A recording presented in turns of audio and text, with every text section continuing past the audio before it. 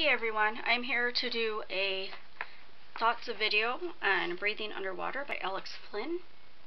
I have had this book for quite some time on my shelf, and while I'm doing all these new challenges for 2012, I'm also doing Kill the To Be Read pile, I believe is what it is, and Lindsay Mead is actually hosting that one.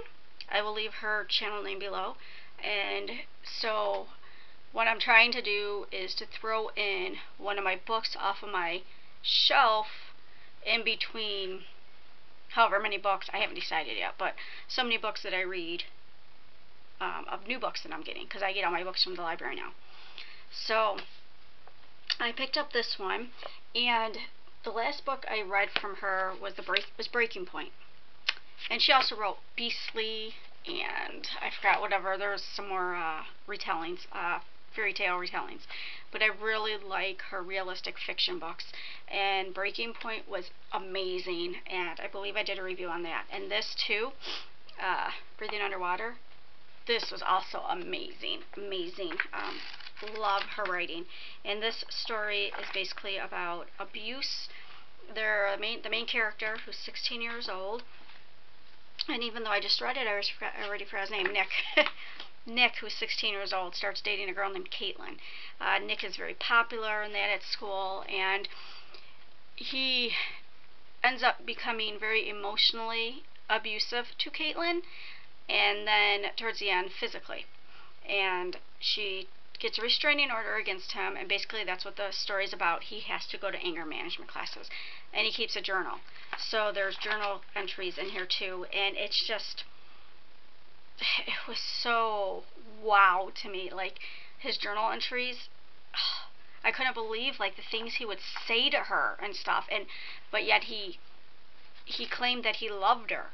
And it kind of gave me a look into people's minds, you know, about like those people out there that do abuse their girlfriends, and there's even women that abuse their boyfriends and their husbands and stuff like that, but claim that they love them. And it's like, I always thought, you know, if you love somebody, how could you hurt them? My mom was very emotionally abusive and physically abusive to us growing up, extremely, and she drank a lot, and so I just blamed it on the alcohol. And we get along great now, but unfortunately I grew up very withdrawn. I cried a lot. I have social anxiety now, and my sister, who's 5 years older than me, she's the same way, and to this day she still doesn't barely talk to my mother. I've forgiven my mother. My mom stopped drinking and I got over it, but that's another subject in that. But Nick's father, that's the only person he lives with. His mom left them when he was little. Nick's father is abusive to him. So it's kind of like that's what he knows. Yeah, 16 years old though, gosh. But it was just, it was such a good book. These journal entries, oh my goodness, I just couldn't believe, like, you know, Caitlin loved to sing, and Nick didn't want her to sing in front of people, like the talent show was coming up, because he didn't want people to look at her. And so he would tell her, oh, you can't sing, and your singing sucks, and I don't want you to embarrass yourself, and just these things. And he was always afraid that Caitlin would leave him, and he really got controlling, and he did. He had control over her. Luckily, she came to her senses, and unfortunately it was after a bad incident. But yeah, you guys just need to read this book if you like intense books, raw books, realistic fiction, abuse, stuff like that. You have to read this book, because it was just, I literally had to keep putting this book down. It's like, seemed like after every journal entry I read from Nick, it was just like, I would literally say, wow, and I would put the book down to digest what I read and to think about it. And I mean, even now, I literally just finished the book, and the ending is a good ending. It was a good ending.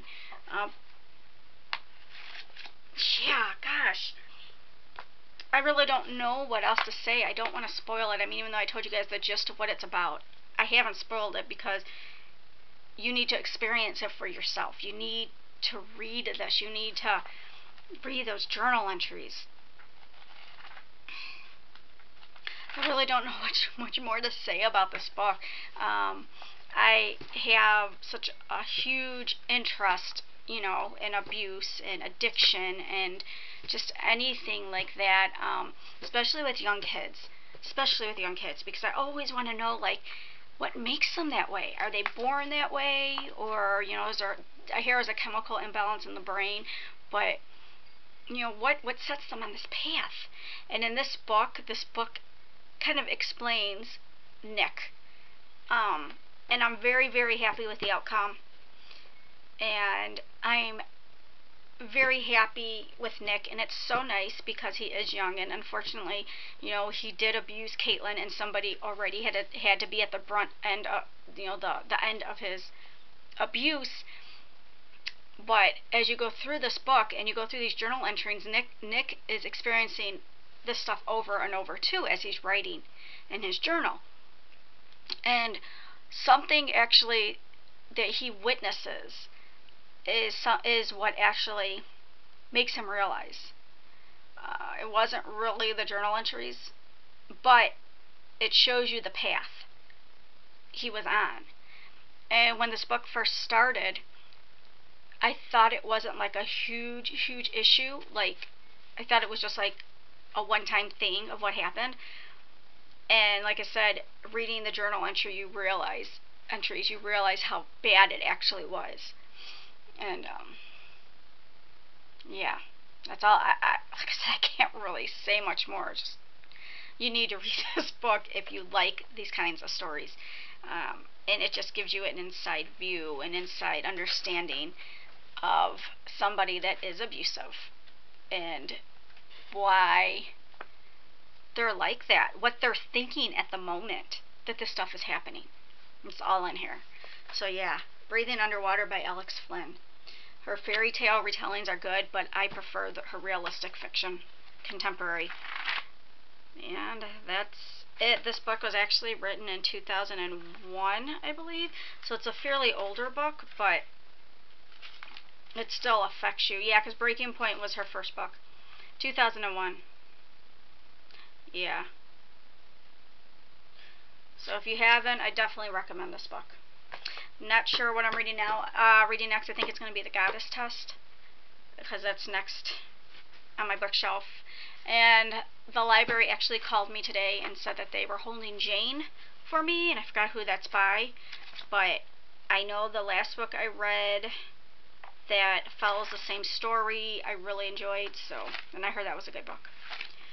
Alright guys, I will talk to you later.